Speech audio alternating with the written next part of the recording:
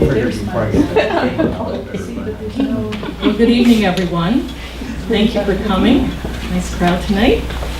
I'm Susan James, Library Manager here at Bayless Library and Assistant Director of Superior District Library. And I have a few thank yous. Of course, I want to thank Jim Dufresne for speaking tonight at Bayless and tomorrow at Les Chenaux Community Library in Cedarville. Both are Superior District Libraries. And I want to thank Jack Gardner, who's here somewhere, over at the table, for suggesting Jim as a speaker. Thank you, Jack. Thank the Friends for their help with the refreshments tonight, and the library's program committee, represented by Nancy Gillard at the back, and she's also a friend of the library. Jim Dufresne is the author of numerous outdoor wilderness guidebooks, including one on Isle Royale. He first explored Isle Royale when he was 9 years old and has more than 5 decades of experience on the island. After graduating from Michigan State with a journalism degree, he headed to Juneau, Alaska. As the outdoors and sports editor of the Juneau Empire, he became the first Alaskan sports writer to win a national award from the Associated Press. An avid hiker who has trekked around the world, Jim has written more than 20 guidebooks, including titles for Alaska and New Zealand.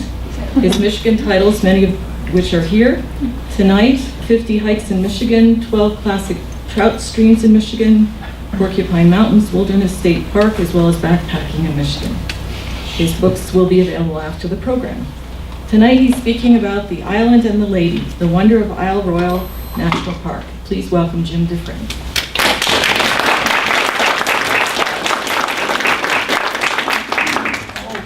Thank you very much. I told Susan when I got here today, she didn't have to pay me because the drive up from Traverse City to Gaylord and the colors were magnificent, and it's just a great time to be here, and I'm so happy I'll be up here for the next few days exploring some of your trails. I'm gonna, before we get going, I just want to make a pitch for what I really work a lot with now is with MichiganTrailMaps.com. It's a resource website, and we actually go out and we do the trails and we map them. And we put them online. You can download the maps, you can head out there and do these trails. Having said that, I'm a little guilty that we don't have much coverage in the Upper Peninsula yet. They only got going a few years ago with a handful of us still working on it. No one's full time, but it's just been really well received, and our traffic has really improved, and we're just getting really good reviews. The trail coverage is just nothing like it, and you can find trails by county, by activity, by length. We also do a really cool newsletter, and it comes out once a month, and every newsletter is devoted to one trail or one park. And if you want to sign up, I'll be more than happy tonight to take your name and your email and get you on the list. It comes out just once a month. So, we're going to go into this program, and then afterwards, if you have any questions, I'll take them afterwards, and a little Q&A, and then, of course, we'll have the books. The first time I went to Isle Royale was in 1963. Congress had designated the island a national park, actually in 1931, but it was 1940 before the National Park Service acquired all the land. And because of World War II, it really wasn't set up for visitors much until really the very early 1950s. For all practical purposes, the park had been open less than 15 years when my father decided to take his family on a wilderness camping trip. I'm the cute one to the right.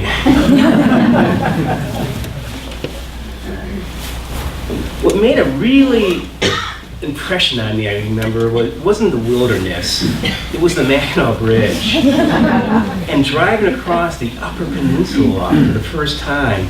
Big Mac had only been open less than 5 years when I took that first trip across in the back of my father's station wagon. And I vividly remember the Ranger 3. I'd never been on a boat so big and crossed a body of water that was so large. Years later, maybe my 4th or 5th trip to the island, I realized that what makes Isle Royale so special wasn't this pristine wilderness island, the largest in Lake Superior. It was the journey there. You can fly to Isle Royale on a float plane from Houghton, Michigan. We'll be there in 30 minutes.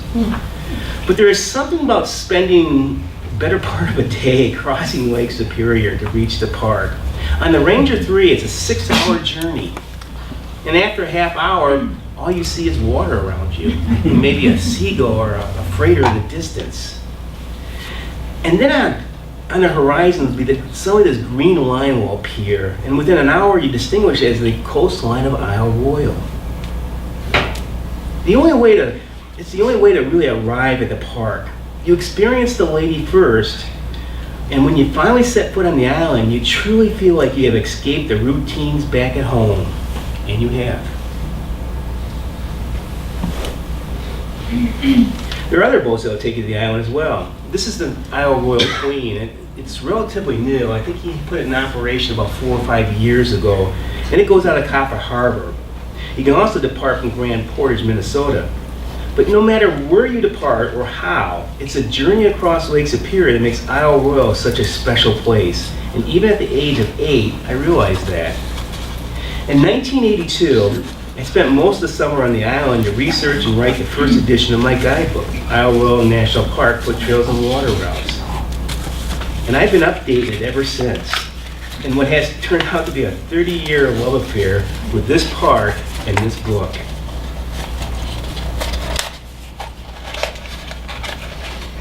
I've also been giving this presentation probably just as long. I've always titled The Island and the Lady, The Wonders of Isle Royale National Park. Isle Royale is actually much closer to Minnesota than Michigan, and much closer to Canada. We're only 14 miles separated from the nearest point than the U.S. Excuse me. The U.S. ended up with it because Benjamin Franklin was a diplomat in Paris when, at the end of the Revolutionary War, he was negotiating with Great Britain. And he knew from French diplomats, who knew from French explorers, that there was copper on the island, or so the legend goes. Benjamin Franklin already performed his famous kite in the thunderstorm experiment and knew the value of copper. So he kind of practically included Isle Royale on the U.S. side of the border. Now Michigan ended up with it as opposed to Minnesota or Wisconsin because we're the first of the 3 territories to approach statehood. But we couldn't get it. We didn't really get it until, we didn't get statehood until 1837. And we ended up with Isle Royale because of the Toledo War. Ohio was a state. They wanted that strip of land with Toledo. We claimed it. It was such a heated discussion that both states brought out the militia. And finally, Andrew Jackson stepped in. President Andrew Jackson said to the Michigan delegation, you take the Upper Peninsula and Isle, which included Isle Royale, you give up claims to Toledo, and we'll give you statehood. And we took it. I gotta tell you people, it's the best trade we ever made. They can have Toledo. It's even better than when we sent Rocky Colavito down to the Cleveland Indians for Norm Cash. I mean, it's unbelievable. Every time I cross the Mackinac Bridge and drive across the UP, I think, boy, did we sucker them out of a great piece of real estate. Honest to God. What we ended up with is just wasn't the largest island in Lake Superior, but hundreds of islands, an archipelago in the stormy northwest corner of Lake Superior. Isle Royale covers 210 square miles and it's 45 miles long and 9 miles at its widest point. It's not mountainous, but it is rugged. And 3 times tops out above 1,300 feet. What we didn't receive in 1837 was a pristine wilderness. Commercial fishermen began riding as early as the 1800s to Isle Royale. And by the time we were a state, there were 7 major fish camps, including this one at Siskiyou Bay. They had net sheds, a salt house, a cooper's shop, and barracks for the fishermen. By 1844, the copper miners arrived and resulted in small hamlets on the island that included wharves and railroads and many mines and 3 small settlements. One was at Wendigo at the west end and included this 2-story company headquarters and a population that peaked at 135, ranging from company officials and miners to their wives and up to 20 children at one time. What you're actually looking at here is kids sliding down the hill on toboggans in the middle of the winter. And that's amazing. Not that they went tobogganing, but that people would actually spend the entire winter on Isle Royale. There were also miles of roads on the island, and sawmills, and schoolhouses, and post offices, and township governments, and a lot of homes. Which one went right? The copper industry had no more died out in the 1870s than the first tourists began to set foot in Isle Royale.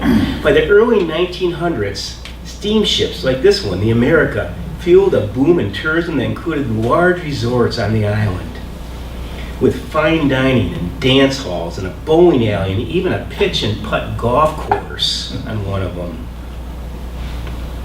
It's a bit of luxury in the middle of Lake Superior, and that still exists to some degree today at Rock Harbor, the major entry point at the east end of the island. All passengers from Michigan arrive at Rock Harbor, and during the summer it's bustling with power boaters and backpackers and people who want to see a slice of the park without roughing it. You can book a room at the Rock Harbor Lodge, or my preference is the one of the housekeeping units that overlook Tobin Harbor. We get a small kitchen and so forth. You can enjoy a fine whitefish dinner in the restaurant, or sit outside and sip an ice cold beer. And yet, when those backpackers come off the trail, they drop their packs and they go for the one thing they've been craving all week, a cheeseburger with a plate of greasy fries. But at some point, Isle Royale became a wilderness. I'm not sure when that was, whether it was before or after it was designated a national park. But I do know this, a pivotal event occurred in 1948 on Isle Royale, an event that changed it forever. The wolves arrived. Moose had been on the island since 1900, having swam over from Canada, but their numbers were constantly fluctuating. In 1930, there were more than 3,000 moose on a 210 square mile island. 3 years later, 25% of them died off. They had no predators, so their numbers were reduced through starvation. The first wolves arrived, though. They crossed the ice, a frozen Lake Superior. And they found in Isle Royale, they found moose. And they created this perfect predator-prey relationship in which the increase in one species causes the delayed increase in the other. The wolves and the moose kept each other in check. It's Isle Royale's best known attribute. This perfect laboratory is home of the longest ongoing moose-wolf study in the country. For more than 50 years, biologists, mainly from Michigan Tech University, have been carefully documenting and analyzing both species. Fortunately today, the wolves I think they're numbered at 8, and they're in a bit of dire straits. It'll be interesting to see how the National Park Service handles that. Even when there was 50 wolves on the island, you never really saw them.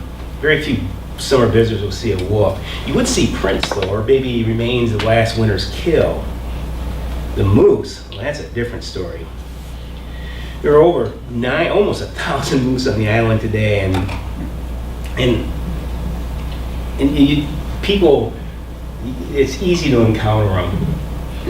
Back in 1992, when I was there was 2,500, and we'd see moose every day. It was unbelievable. An encounter with a moose is often the highlight of anybody's trip to Isle Royale, and you can encounter one almost anywhere, even in the middle of a trail. But most likely, you'll see them around water, whether it's lakes or marshes, and often feeding. One of the favorite places to see them is Wendigo. Because often a cow will have her calves with her, and she'll use the Washington Creek, the river that flows through Wendigo, as a safe harbor haven from the wolves, knowing that there's people there. So there's usually one or two around there. You don't tend to see the bulls much during the summer. They tend to keep themselves alone by themselves. They're solitary by nature. And it's amazing how often you'll see them in lakes all the time. Unbelievable. Or even swimming across lakes. And it's moments like this early in the morning. When you're just getting up and you see that moose across the lake, silhouetted in a fog rising from the water, that gives the island its wilderness character and reconfirms your notions that you are indeed somewhere remote. What's really amazing about this park, excuse me, is that it attracts only 17,000 visitors a year. It's a drop in a bucket by National Park Service standards. Yellowstone will draw that many in a good weekend. But Isle Royale maintains one of the highest average per length stay of any park in the country. 4.5 days is the average stay at Isle Royale. Most people arrive simply not to see the island, but escape into it. And they do that in a variety of ways. Some never spend a night in the backcountry. They're day hikers. They book a room at the lodge and then they jump on a water taxi like the MV Sandy, where they're dropped off at different parts of the island and they hike back to Rock Harbor. In the evening, they enjoy a hot shower or a cold beer and they never shouldered a backpack. Others are sailors, especially out of Wisconsin Bayview area. They'll sail across the Lake Superior and then they'll sail around Isle Royale for a week or so, staying at night in the protective coves and inlets. There are boat campers there. They'll rent a small skiff and a motor at Rock Harbor and spend their week staying at shoreline campgrounds, carrying their gear only from the dock to the first open campsite. Isle Royale also attracts paddlers, both canoers and in recent years, increasing numbers of kayakers. Canoers have a variety of routes to follow, none of them in the open water of Lake Superior. There's almost 30 named lakes scattered across the park, and they provide a wilderness paddling experience similar to Boundary Waters. Now, the island can't match the sheer size of Boundary Waters, of course, but then again, the Boundary Waters isn't surrounded by the lake either. Those with a kayak and open water experience can undertake one of Michigan's greatest adventures, paddling Lake Superior. One summer I arrived with what they call C1 canoes, the partially decked boats that Verlin Kruger made so popular. The idea was that a boat would allow us to paddle the outside coast like a kayak, but we could also carry it to the inside inland lakes. The first day was great. We had a leisurely paddle down from Rock Harbor, spending the night at Daisy Farm, one of the largest campgrounds on the island. Now, our plan the next day was to go from Daisy Farm, which is there, and go on the outside coast with our C1 canoes. That was our plan. So, but I gotta tell you, the lady is really temperamental. At night we went home, we went to bed and it was smooth as glass, and the next morning we wake up, 4-foot waves roaring into Rock Harbor. She was kicking up fierce and there's no way we're paddling into that. Paddling Isle Royale, especially kayaking, means being flexible. So I reluctantly accepted the fact that instead of this easy trip on the outside coast, we were heading inland. We packed our gear from Daisy Farm, and we paddled Mosky Basin down because it was so well protected. Mosky Basin's a beautiful section of the park. And then, when we reached it, we came to this. That P on that post stands for portage. I will kid you not. It signaled to us that it was time to start unloading 3 weeks worth of food and gear, and it carried across the longest portage on the island, 2.2 miles one way. Some people think portaging is a romantic thing. They're crazy. It's a grunt.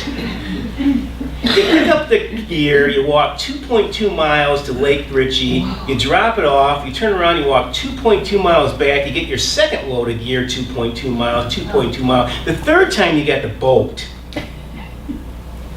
By the end of the day, we'd hiked over 10 miles. That's a lot of gear to haul, especially at the beginning of your trip. You don't expect it. But the reward was we were now on Lake Ritchie, one of the Isle Royale's many inland lakes. I've always had my best fishing on the inland lakes, primarily catching northern pike and walleye. Plus by paddling, I really believe you see more wildlife, particularly moose. It's amazing how fast they can swim too, often faster than you can paddle. And by paddling, I really believe that you can carry more gear for a more comfortable trip, and the view from a seat or of a canoe or kayak is so much better than from the middle of a trail that's often surrounded by foliage. Another portage, and we were down in Chippewa Harbor, one of my favorite campgrounds in Isle Royale. It's incredibly scenic. It's part of the campgrounds on this high rocky bluff where you have these three-sided shelters. We were able to snag one. And they're on the campground, the Lake Superior campgrounds on the outside of the island. And they're always used on a first-come, first-served basis. The next day we put in and it was nice. We finally ventured into the Lake Superior. Paddling the outside coast of the park offers its own highlights, like this shipwreck. This is a tourist boat in 1932, and they just ran it aground when the business went under. Or old fishermen camps dot the outside shoreline and offshore islands, the remains of the once thriving commercial fishery. And gosh, when the sun broke out, and its rays reflected so brightly off Lake Superior that we had to put on sunglasses and sunscreen in September and paddle without worrying about portages. It doesn't get any better than that. There's something intriguing about kayaking the world's largest lake, where on one side of you there's often this rugged, craggy shoreline of the island, and on the other side, nothing but the blue horizon of Lake Superior.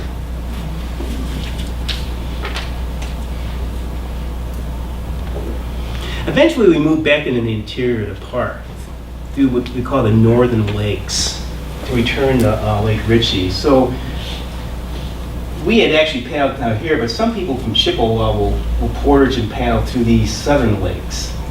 Here's a very short portage. We moved in, and then we took what they call the northern lakes, these right here. We were heading for a very special area called the Five Fingers. This is the east third of the park. This region is a series of long, narrow coves and harbors. It's kayak country, but the waterways are so well protected from Lake Superior's limbs that canoers will paddle as well.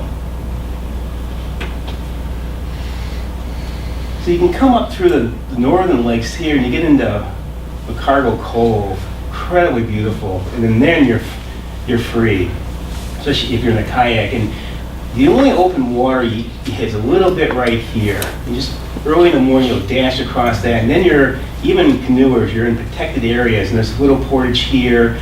This is Pickerel Cove. There'll be portages. You'll be well protected here. You'll drop into Lane Cove, and you'll have portages all the way back if you wanted to Rock Harbor.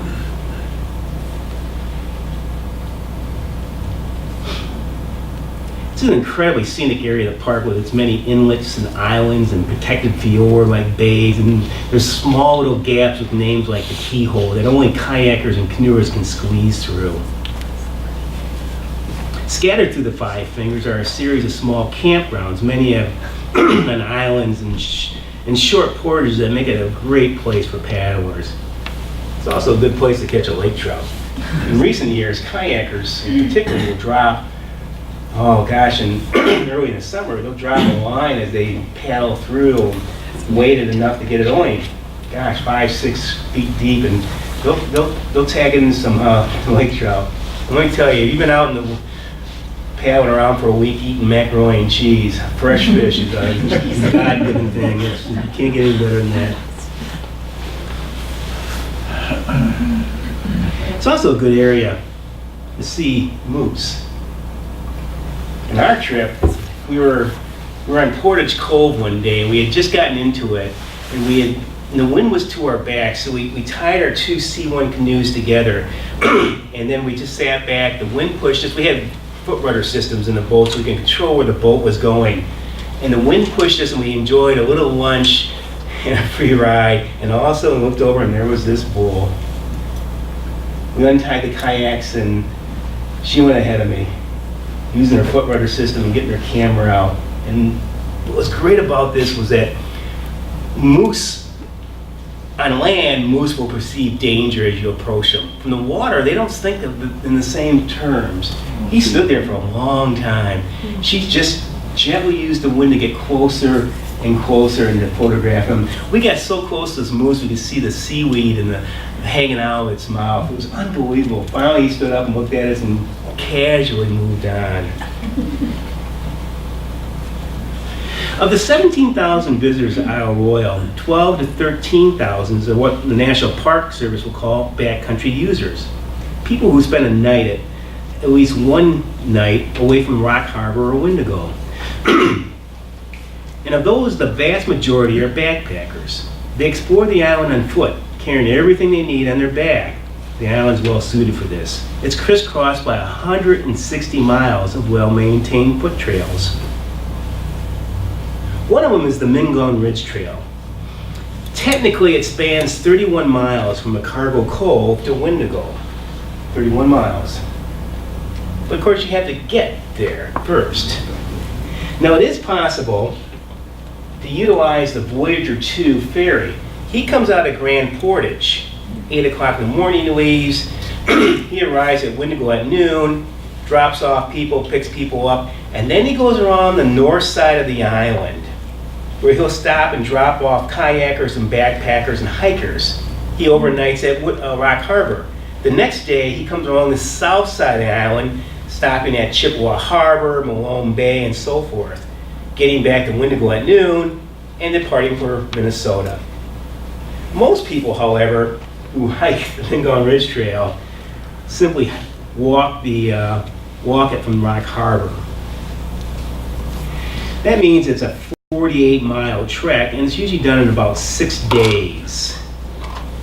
Minong Ridge Trail is the hardest trail on the island, and I've often called it one of the hardest trails in Michigan. The reason being is that much of it's an up and down hike across bare rock ridges that is tiring on the ankles and feet, especially anybody who shows up with low-cut hiking boots. And I know of no other trail in Michigan that uses cairns as extensively as the Minong Ridge. What happens is you'll be hiking along in the woods and you'll pop up on this ridge and you'll start hiking along the ridge and the views are great and you're wow, and then the trail will jump off the ridge, go back into the trees and pop up on the next ridge. Well, you don't get lost, you just get slightly turned around. And then you have to stop and, check the map, backtrack to the last cairn that you saw to return to your course. So why hike the Minong Ridge Trail?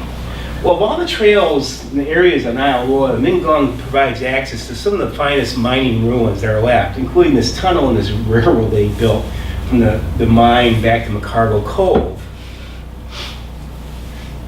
It also has, along with the railroad tracks and the old mines, weathered cabins, and if you're really sharp, you can those bare rock ridges, you can see where Native Americans were mining copper originally, and they did it by building fires on the bare rock ridges where they saw a little bit of the copper, get the rock heated really hot, and then they'd throw ice cold Lake Superior water on it, crack the rock, dig out the copper.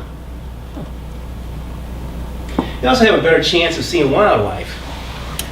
The trail goes to a lot of marshy areas, and that's good. The trail is hard, so there's not that many people on it. Fewer people, more marshes, more moose. But the best reason for me to see it is a couple of its campgrounds are terrific. They're on the North Shore. Todd Harbor and Little Todd Harbor are excellent camping areas. And you just get this great North Shore views of Isle Royale. You're there, pretty much not a lot of other people around. And of course, it's the North Shore, which means at night, if it's clear, the sunsets are to die for. Another favorite of mine is the Feldman Ridge Loop. This one begins in Wendigo, and it's just roughly a 30-mile loop.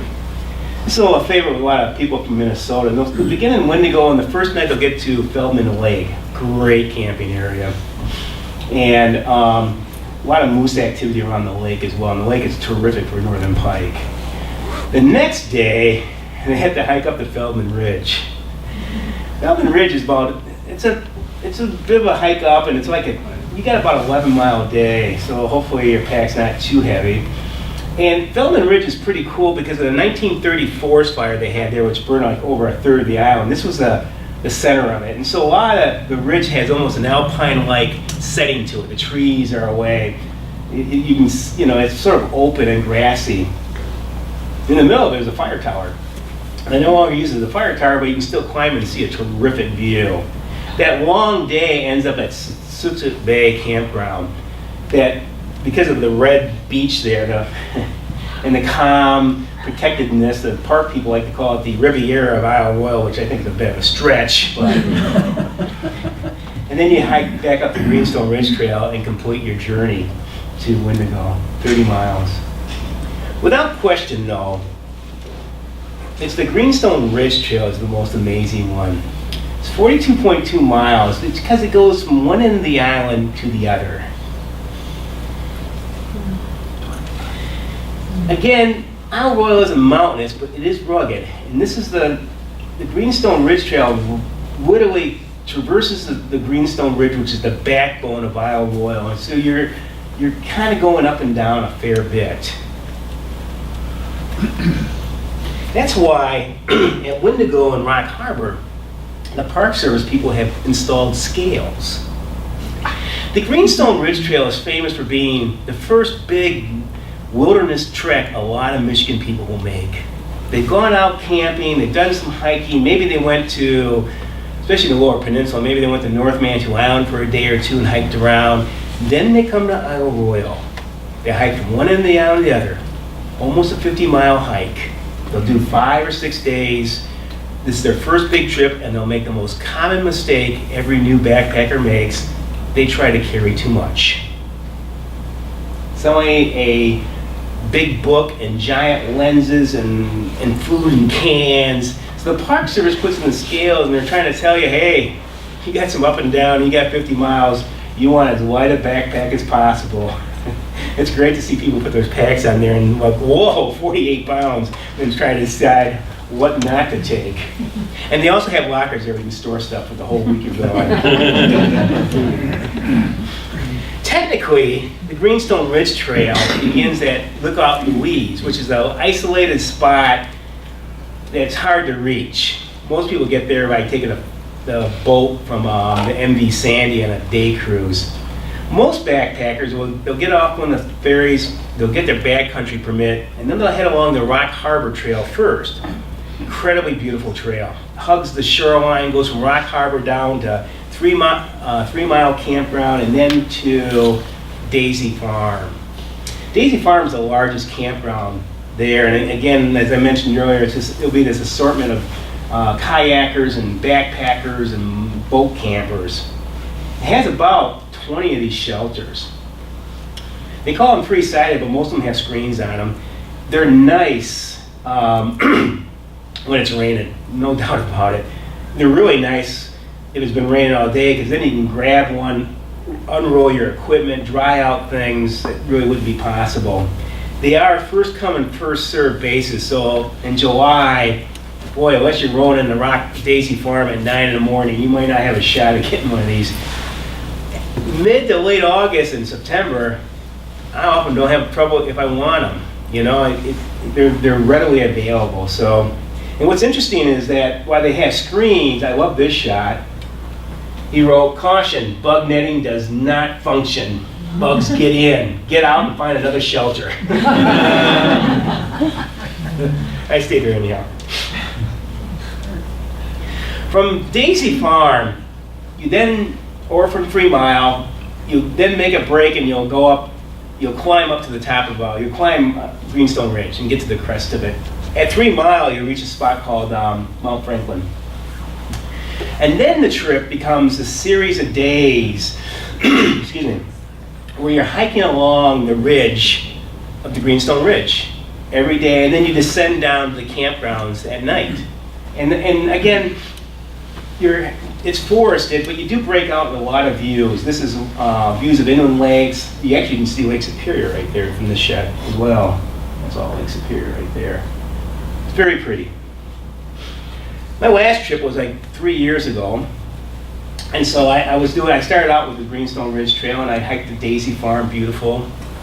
Then climbed up to the towers and hiked along, and I stayed the second night at West Chicken Bone, a nice campground, one of the inland lakes inside.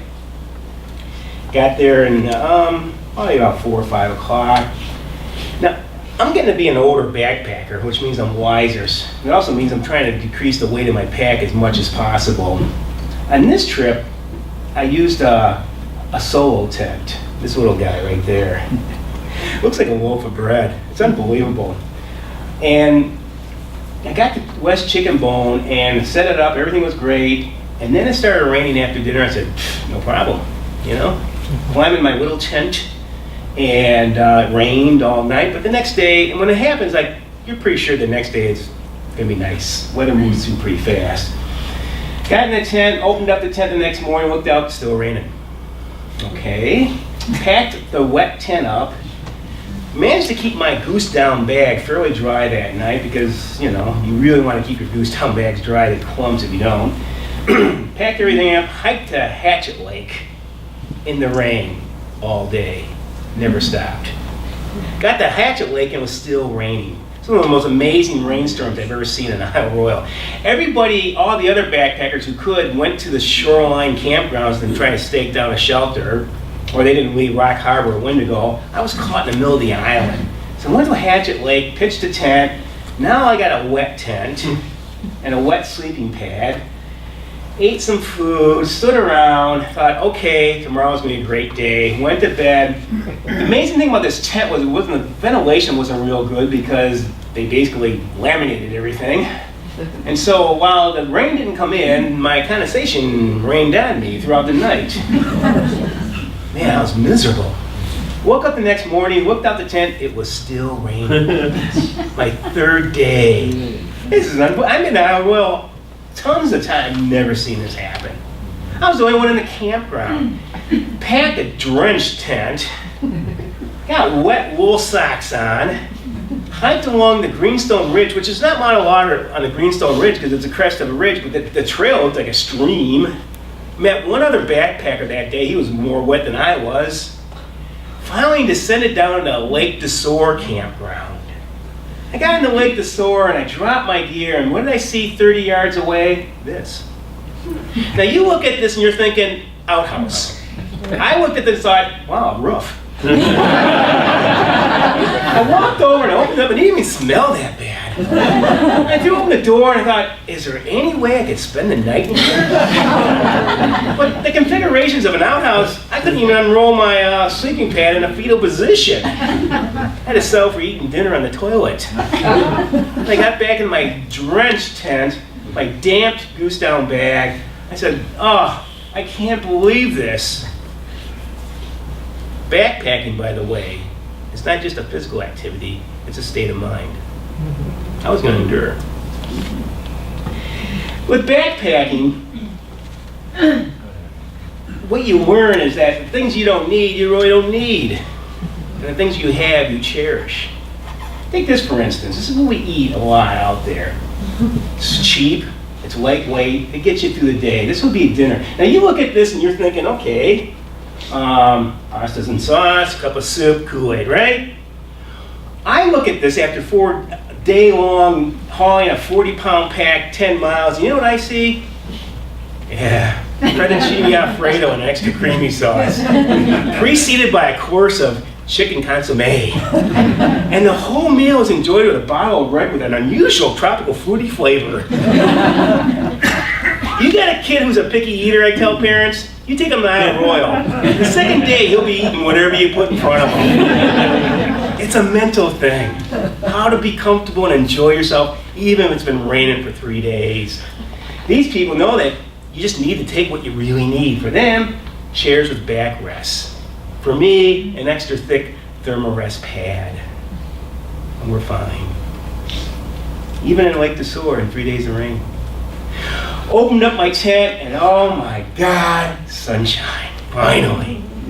Jumped out, pulled everything out, had 2 cups of coffee that morning. Dried things, I had a late start. Just sat in the sun and it felt so good. This is what's really, really important. This is what you value. Warmth, dryness, maybe a chair with a back on it. This backpacking resorts what's important to you at that moment, what really you need and what really makes you happy. Jumped on the trail that day, met other backpackers who endured 3 days of rain like I did. Everybody was in a good mood. And the trip resumed. Again, we're hiking the crest of a ridge where there's viewing points every now and then. You'd stop and take in these great views. There's also a series of fire towers along the ridge that you can check out. But at night, you descend from the ridge to one of the many inland lakes to camp. Each lake is different. Each lake has a campground, and each campground usually has the campers get down there and you kind of meet each other, and each lake has a spot where you kind of gather in the evening to watch the sunset and then to listen to the loons. Each lake has a pair of loons. Next day, everybody gets up at their own rate and climbs back to the top of the Greenstone Ridge and keeps marching west. Finally, on the 5th day, or 6th day, or 4th day, whatever day it is for you, you're hiking along, and the trail takes a sharp turn to the right and descends off the Greenstone Ridge. You have arrived at Wendigo. The satisfaction people have when they arrive is like, wow, I did it. I hiked from one end of the island to the other, 50 miles almost. Well, let's just call it 50 miles. Their sense of accomplishment is unbelievable. And they hike down, from there they hike down, they hike past Washington Creek where they set up camp maybe or grab a shelter if there's a free one and one open, and they throw their gear down and they keep following that path towards Wendigo. And they'll come to this nice building and they'll realize it's a restroom with flush toilets and toilet paper. And there's a sign there that says, showers, $6 for 5 minutes, $2.15 if you need a towel. And you're standing there and you're thinking, $8.15 for a shower? I don't smell that bad. Besides, I just had 3 days of rain. That's like a non-stop shower for 72 hours. So you blow right past the showers. No, your heart is set on the cathedral where all backpackers go in Wendigo at the end of a trip to pray, the Wendigo store. They go into the store, and it's an amazing scene. They go in the store, and they'll walk in, and they'll see the usual backpacking freeze-dried dinners. They'll go right past them. They'll go to the back of the store to the altar that they've been dreaming about. The ice cream box. They look in there and there's Dove bars for like $6 and they'll say, wow, what a bargain. They'll turn around and they'll see, oh my gosh, chips. And they'll grab a 2-pound bag of Cool Ranch Doritos, a 6-pack of Coke, you gotta have Coke, and then they'll look over there and there's the most sinful thing this store sells, a jar of nacho cheese dip. They'll grab that too. And then they'll go outside. There's a little grassy area outside on the hill, and they'll sit down, they'll strip off their boots and their socks. Oh, man. They'll take one of those Cokes, and they'll hold it real close, and they'll pop it. Let the fizz go in their nose a little bit. And then they'll take a sip or two. It's the finest champagne they ever drank. So there you are, outside the store. You've accomplished this amazing trek. You made it to Wendigo. You're enjoying things you really shouldn't be enjoying, but they taste good anyhow. And then you realize, tomorrow I'm going home. I'm leaving. The float plane's coming and it's picking me up, or I'm jumping on the Voyager, but somehow I'm heading back home to my job. bills to updating my Facebook page maybe. This can be a pretty heavy moment. This can be a moment, a little bit of a pretty depressing moment for a lot of people. Because for the last 5 or 6 days, you've been out there and you don't even look at a watch. The only deadline you have out in Isle Royale is a pitch your tent before dark. And there you realize it's over. You're heading home. Now that could be a really bad moment. You look over and there's your kid. What's he doing? He's scarfing down that nacho cheese dip as fast as he can. So you push it behind you. And you dig in. And you enjoy your final night on the island. In the end, it's neither the moose or the wolves that makes Isle Royale so special to so many of us. It's the escape from our hectic world back home that we cherish. It's the fact that everything you need, and a few things you don't, you carry in your back or you stuff it inside a kayak. It's simplicity. It's simplicity that really appeals to you. It's a simplified lifestyle on the trail that we find so purifying. Where the entertainment in the evening is watching the sunset, or if you're really lucky, maybe the northern lights, and then going to bed thinking, man, that's one of the best shows I've ever seen. On Isle Royale, you don't worry about your 401k tanking or how you're going to pay for your kids' college, or even if you're still going to have a job when you get home. On Isle Royale, you don't even pull out your wallet or look at your watch. And your only concern when you're on the trail in Isle Royale is if your supply of white gas is going to hold out until you make it back to Wendigo. And when you get back to Wendigo, will there be any of those Dove bars left? This is what makes the island so special. This is why we need to not only cherish our national park, but encourage others, whether they are our kids or our friends, to make that journey across Lake Superior and discover on their own why a place with little more than trails and campsites is so priceless today. Thanks, guys.